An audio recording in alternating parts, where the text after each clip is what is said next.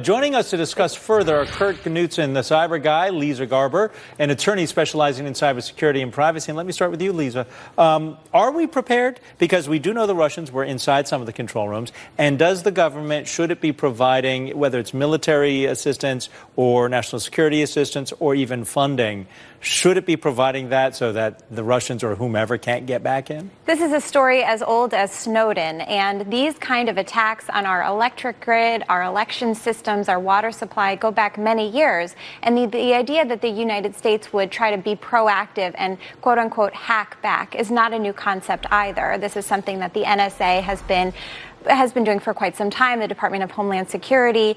And right now, especially with the electric grid, the private, public, and government-owned companies really need to come together. And while some are asking for federal help, some are still saying, we want to maintain this on our own. Okay, so it sounds to me like a little bit of woulda, coulda, shoulda. Kurt, I mean, how do you get all of these parties together? And it seems to me we are way behind the 8 ball on this, or are we ahead of it?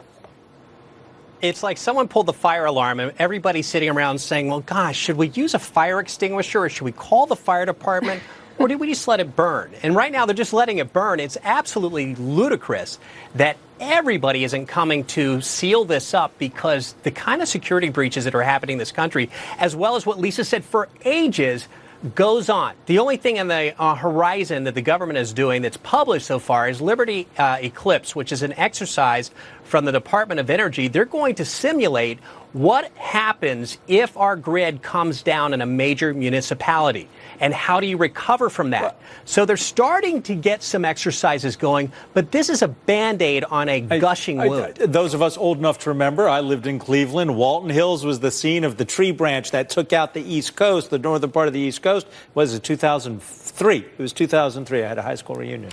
Exactly. This is a domino effect. We've seen it, and it took days to get the electric grid back up. Yes. I mean, there are 3 major electric grids throughout the country, East Coast, West Coast, and Texas.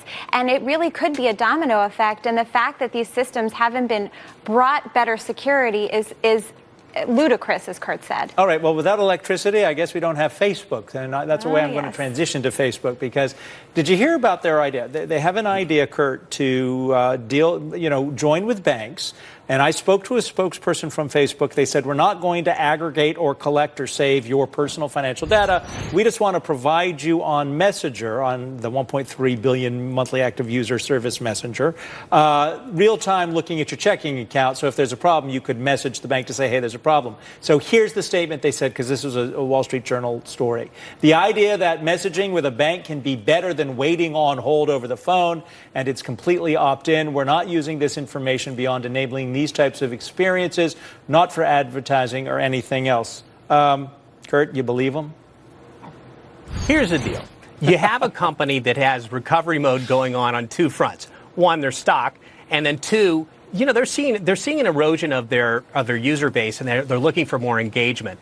The second thing they have to deal with is the whole PR campaign that is just a nightmare for a company we once trusted to connect us with one another and bring old friends back together. Now just seems like a potential evil threat in our lives if we reveal too much information. The timing of this could not be worse for Facebook and also for public perception. But that aside, I realize how things look can be a problem. But Leeza, let me let you have the closing word on this.